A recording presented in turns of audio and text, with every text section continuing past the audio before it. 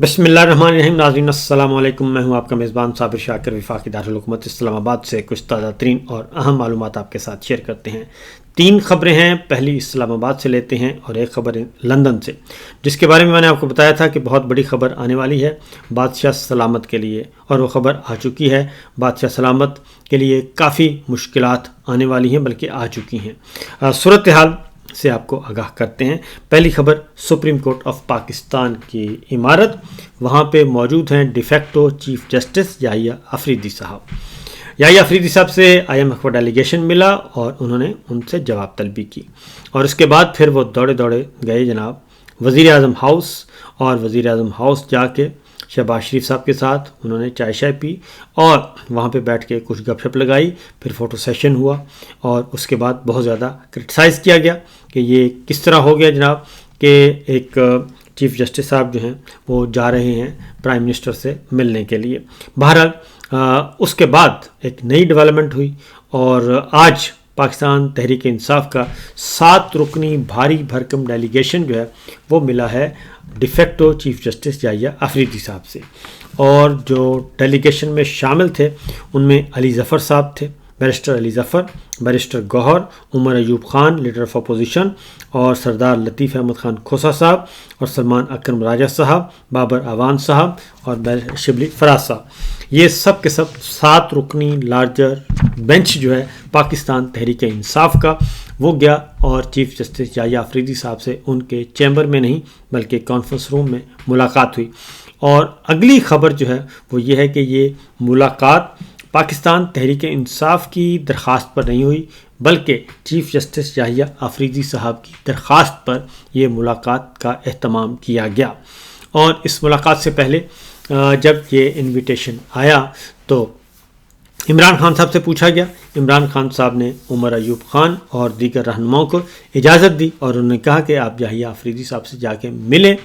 और उनको सारी सूरत हाल की संगीनी से आगाह करें, फ़ौजी अदालतों का बताएं, फ़ौजी अदालतों में और फ़ौज की तहवील में जो सियासी कारकुनान के साथ जुल्म हो रहा है उसके बारे में बताएं। हर चीज़ खोल खोल कर बयान करें, इत्माम हुज्जत पूरा करें।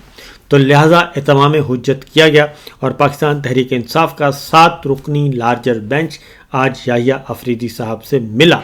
और उनको जो बाद में डिटेल्स आई हैं उसके मुताबिक तमाम के तमाम मैंने अलग अलग सबको सुना। डॉक्टर बाबर अवान साहब को सुना, बैरिस्टर अली ज़फ़र को सुना, बैरिस्टर गौहर को सुना, सलमान अकरम राजा साहब को सुना, और सरदार लतीफ़ ख़ान खोसा साहब को सुना। सब के सब उमर अयूब साहब, सब के सब बयक ज़ुबान उन्होंने कहा जी कि हमने एक एक बात जो है वो खुलकर बयान की है। जो जेल में इस वक्त इमरान खान और बुशरा बीबी और दीगर सियासी कैदियों के साथ हो रहा है, डॉक्टर यास्मीन राशिद हैं, उमर सरफराज हैं, और मियां महमूद रशीद हैं, सेनेटर रियाज चौधरी हैं, जितने भी सियासी कारकुनान, सियासी रहनुमा, बुशरा बीबी जेलों में कैद हैं, और उनके साथ जो कुछ हो रहा है, और जो फ़ौज की तहवील में थे हसन नियाज़ी और दीगर जो सियासी कारकुनान, पाकिस्तान तहरीक इंसाफ के कारकुन रहनुमा जो फ़ौज की तहवील में थे, फ़ौजी अदालतों ने सज़ाएँ सुनाई, और उनके साथ जो फ़ौज की तहवील में जो कुछ हुआ, जितना जुल्म, और उसके बाद अब जिस तरीके से उनके साथ गैर इंसानी सलूक किया जा रहा है, उन तमाम के बारे में याहिया अफरीदी साहब को A to Z बताया। और फिर जेल मैनुअल की जिस तरीके से धज्जियाँ उड़ाई जा रही हैं, और इमरान खान साहब को कैद तन्हाई में रखा जाता है, बुशरा बीबी को कैद तन्हाई में रखा जाता है, वो एक अलग दास्तान है। फिर जिस तरीके से जाली मुकदमात और झूठे मुकदमात और अदलिया के जज साहिबान के ये कनपट्टी पे पिस्तौल रख के जिस तरीके से जेल हुकाम ने और एस्टेब्लिशमेंट ने जिस तरीके से फ़ैसले करवाए, उन सारों के बारे में आगाह किया याहिया अफरीदी साहब को। और जमहूरियत को कत्ल किया जा रहा है, बुनियादी इंसानी हकूक़ पामाल किए जा रहे हैं, ख़वातीन की बेहुरमती की जा रही है, पुलिस गर्दी है, पंजाब गर्दी है, हुकूमत गर्दी है, वो सारी की सारी सूरत हाल से भी याहिया अफरीदी साहब को आगाह किया गया और एक एक बात खुलकर बयान की गई। फिर इलेक्शन चोरी के बारे में बताया गया याहिया अफरीदी साहब को, और फिर ये भी बताया गया कि इलेक्शन पेटिशंस की समाअत नहीं हो रही, اور الیکشن ٹریبیونلز جو ہیں وہ ریٹائرڈ جج صاحبان پہ مشتمل بنا دیے گئے ہیں. آئین اور قانون کو توڑا جا رہا ہے اور کوئی پرواہ نہیں کی جا رہی. اپوزیشن کو دبایا جا رہا ہے, میڈیا کو دبا دیا گیا ہے. پھر ایک اور بات بھی کی اور پاکستان تحریک انصاف کے 7 رکنی لارجر بینچ نے کہ جناب آپ اپنے عدلیہ کے اندر بھی ہاؤس ان آرڈر کریں اور پہلے 5 آنریبل ججز اسلام آباد ہائی کورٹ کے ان کو انصاف دیں. صورتحال یہ ہے کہ آنریبل ججز ہائی کورٹ کے وہ انصاف کے طلبگار ہیں, وہ مقدمات دائر کر رہے ہیں اور یہ سلسلہ ختم ہونا چاہیے. آئین اور قانون کی بالادستی کے لیے یحییٰ آفریدی صاحب سے کہا کہ آپ آ جائیں اور یہ سارے طوق اتار دیں اپنی گردن سے اور آئین اور قانون کی بالادستی کے لیے کام کریں اور آپ کی یہی ڈیوٹی ہے. اور اس کے ساتھ ساتھ جس طریقے سے الیکشن چوری کے بعد جو بلے کا نشان چھینا گیا اور پاکستان تحریک انصاف کو ڈیمولش کیا جا رہا ہے, کرش کیا جا رہا ہے, وہ ساری کی ساری صورتحال سے یحییٰ آفریدی صاحب کو آگاہ کیا گیا. تو یحییٰ آفریدی صاحب نے ان کو کہا ہے کہ جی آپ یہ ساری چیزیں تحریری طور پر بھی مجھے دے دیں اور تاکہ اس کو ریکارڈ پہ لایا جائے اور پھر میں آپ کو بتاؤں گا کہ میں کیا کر سکتا ہوں اور کیا نہیں کر سکتا, کون سا کام میں کر سکتا ہوں اور کون سا کام میں نہیں کر سکتا. یہ ایک نئی روایت ہے کہ chief justice of Pakistan opposition کے لارجر بینچ سے مل رہے ہیں. میں سمجھتا ہوں کہ بالکل کیونکہ انویٹیشن تھا چیف جسٹس صاحب کا تو ظاہر ہے انہوں نے ملنا ہی تھا اپوزیشن کو, کیونکہ اپوزیشن کے پاس پہلے ہی کوئی سپیس نہیں ہے. تو عمران خان صاحب نے بھی ان کو اجازت دی کہ آپ جا کے بات کریں. لیکن حقیقت یہ ہے کہ اس طریقے سے نہیں ہوتا, یہ کوڈ آف کنڈکٹ کے خلاف ہے کیونکہ جج جو ہیں وہ اپنے فیصلوں سے بولتے ہیں اور اپنے حلف کی پاسداری کرتے ہیں. ایک اور بات بھی یحییٰ آفریدی صاحب سے کہی گئی کہ جناب جو پروڈکشن آرڈر جاری کیے جاتے ہیں ان پروڈکشن آرڈر کو جو ارکان قومی اسمبلی ہیں یا سینیٹر ہیں, اعجاز چودھری صاحب کی مثال دی گئی, تو ان پہ بھی عمل نہیں کیا جاتا. اور یحییٰ آفریدی صاحب کو یہ بھی بتایا گیا کہ یہ جو رجیم ہے جعلی رجیم, یہ عدالتی فیصلوں پر بھی عمل نہیں کر رہی, آپ کے فیصلوں پر بھی عمل نہیں کر رہی. لہٰذا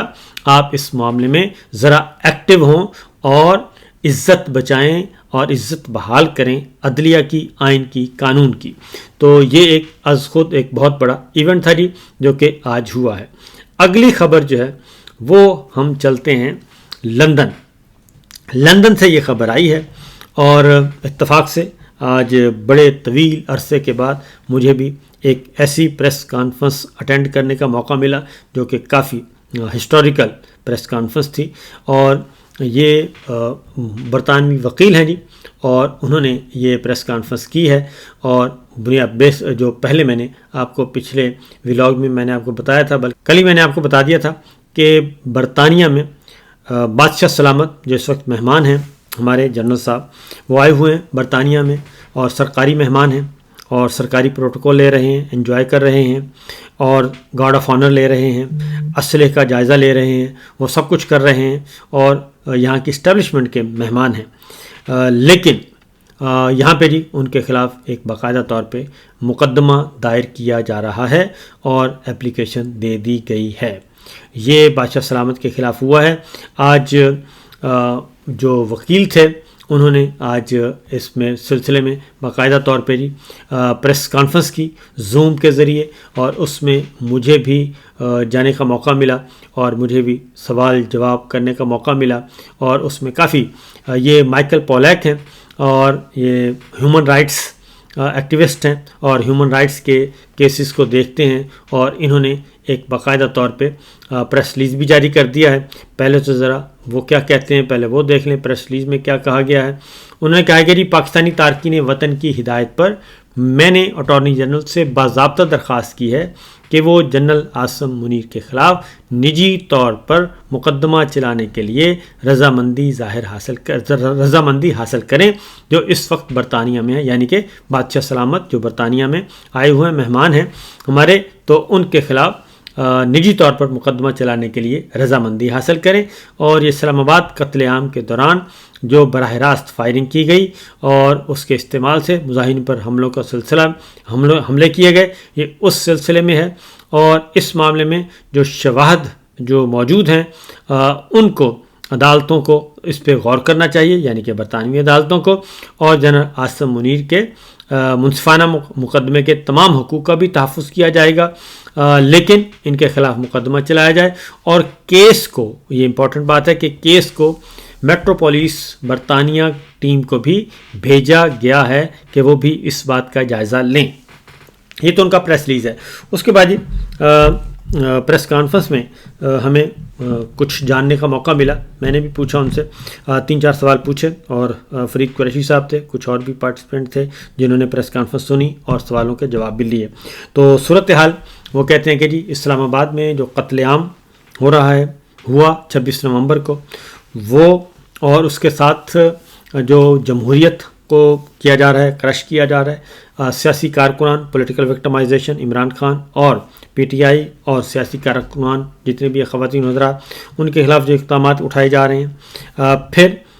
چار دیواری کا تحفظ نہیں کیا جا رہا، یہ سارے معاملات، اور آئین کو سبوٹاژ کیا جا رہا ہے، قانون کی پرواہ نہیں کی جا رہی،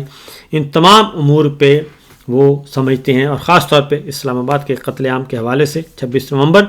اس میں وہ کہتے ہیں کہ بادشاہ سلامت جو ہیں، ہمارے والے بادشاہ سلامت جو ہیں، وہ اس میں ملوث ہیں، اور انہوں نے دعویٰ کیا پولیک نے کہ ہمارے پاس اتنا ایویڈنس ہے، سفیشینٹ ایویڈنس ہے۔ میں نے بھی 3-4 سوال ان سے پوچھے، ان کے جواب میں آپ کو بتا رہا ہوں کہ وہ انہوں نے کہا ہے کہ ہمارے پاس سفیشینٹ مٹیریل موجود ہے جی، اور ایویڈنس موجود ہے، اور اتنا مٹیریل ہے کہ ہم سزا دلوا سکتے ہیں۔ اور ساتھ ساتھ جب ان سے پوچھا گیا کہ اسٹیبلشمنٹ لوکل جو ہے برطانوی اسٹیبلشمنٹ کیا کرے گی، تو انہوں نے کہا کہ اس سلسلے میں ہمیں جو ہے فکر مند ہونے کی ضرورت نہیں ہے، کیونکہ برطانیہ کا جو کلچر ہے وہ مختلف ہے۔ برطانوی جو سسٹم ہے وہ صرف آئین اور قانون کو دیکھتا ہے اور اس پہ عمل کرتا ہے۔ اس میں ہمیں اس طرف یہ سوچنے کی بھی ضرورت نہیں ہے کہ جو اس وقت ریاست برطانیہ وہ کیا سوچے گی، حکومت کیا کہے گی، اسٹیبلشمنٹ کیا کہے گی، اور وہ ہمیں سپورٹ کرے گی یا نہیں کرے گی۔ انہوں نے کہا جی ہم نے برطانوی قوانین کے مطابق جو ہے وہ اپنی پیٹیشن تیار کی ہے، اور برطانوی قوانین کے مطابق ہم نے اس کو پرسو کرنا ہے، اور یہاں کا نظام اتنا تگڑا ہے کہ وہ کسی بھی تگڑے سے تگڑے آدمی کے خلاف بھی ہو تو وہ جب حرکت میں آتا ہے تو پھر وہ حرکت میں آتا ہے، اور پھر لوگوں کو پکڑتا بھی ہے۔ اس لیے انہوں نے کہا کہ ہمیں اس سے کوئی سروکار نہیں ہے کہ جناب کون کیا کرتا ہے۔ دوسری جانب تو لہٰذا جی یہ ایک خطرناک خبر ہے، بالکل اس کی تفصیل میں انشاءاللہ اگلے ولاگ میں آپ کو مزید تفصیل کے ساتھ بتاؤں گا۔ تو تیسری خبر جو ہے وہ رسوائیاں ہی رسوائیاں ہیں جی ہر طرف، اور رسوائیاں ہیں کس کی؟ رسوائیاں ہو رہی ہیں جناب بادشاہ سلامت کی تو ہو ہی رہی تھیں، بادشاہ سلامت کے ساتھ ان کے جو ترجمان ہیں ان کا بھی رگڑا لگ رہا ہے، اور نہیں باز آ رہے۔ وہ طلباء و طالبات کے ساتھ آڑے لگاتے ہیں اور ان کے پاس جاتے ہیں اور ان کو رام کرنے کی کوشش کرتے ہیں۔ تو ہوا یہ ہے کہ جی آج لمز میں ایک واقعہ ہوا ہے، لمز میں گئے تھے، اور جو رپورٹ ہو رہی ہے وہاں پہ بہت زیادہ طلباء و طالبات نے ڈی جی ISPR کو کافی ان کی کلاس لی ہے اور کافی ان کو سنپ کیا ہے، اور سوالوں کی بوچھاڑ کر دی ہے، اور وہ سوال جن کا کوئی جواب ان کے پاس نہیں تھا۔ اور یہ سب کچھ آج ہوا ہے، سوشل میڈیا پہ یہ چیزیں چل رہی ہیں، اور ابھی تک اشارتاً کنایتاً سوشل میڈیا اس وقت ایکٹیو ہے اور انہی خبروں کے ارد گرد گھوم رہا ہے، اور بہت زیادہ جو ہے وہ یہ خبر گردش ہے، ٹاک آف دا ٹاؤن ہے کہ جناب آج بڑی رسوائیاں ہوئی ہیں، اور بہت زیادہ کچھ طلبہ نے آڑے ہاتھوں لیا ہے، سخت سے سخت ترین سوالات کیے گئے ہیں، اور جس کی وجہ سے ان کا کوئی جواب نہیں تھا۔ اس کے ساتھ ساتھ جی ایک اور چیز ہے، اور درجنوں ویڈیوز جو مائیکل پولیک ہیں وہ کہتے ہیں کہ 26 نومبر کو قانون نافذ کرنے والے اداروں نے اسلام آباد میں جو قتل عام کیا اس کی درجنوں ویڈیو ثبوت موجود ہیں، رینجرز بھی اس میں شامل تھی، اور محسن نقوی صاحب کا جو خود اعتراف جرم اس میں موجود ہے، جس میں انہوں نے کہا ہے کہ 5 منٹ کے اندر ہم صفایا کر دیں گے۔ آپ کو سنواتا ہوں جی کہ پولیک نے کیا کہا، ذرا سنیے۔ has joined us as heart and soul, Army staff, that is General Munir, has joined us as heart and soul and we could not have done this without him. In the same conference, Prime Minister Sharif then stated this: all our law enforcement agencies worked in strong collaboration and carried out a good strategy to eliminate the protesters. General Munir, of course, is in command of the Rangers. A number of videos and pictures are available in relation to the results of the massacre. Some brave journalists who took pictures in hospital were later subject to arrests and detention. General Munir is recently reported to have stated in an address to students that anyone who stands up against the government should be punished by chopping their hands and legs. The request of the Attorney General. تو یہ آپ نے سن لیا جی. تو ہر طرف ہے آگ برابر لگی ہوئی, اور دوسری جانب D G I S P R کے ساتھ بھی یہ کچھ ہو چکا ہے. تو آگے دیکھیے ہوتا ہے کیا, کیونکہ جب آپ فریب, فراڈ, جھوٹ, بغض, انتقام, حسد اس کے سہارے جینے کی کوشش کریں گے تو پھر آپ خود ہی اس کے نقصان اٹھائیں گے اور خود ہی اس آگ میں جلیں گے, اور کوئی کسی کو کرنے کی ضرورت نہیں ہے. فی الوقت دیجیے اجازت. اللہ حافظ.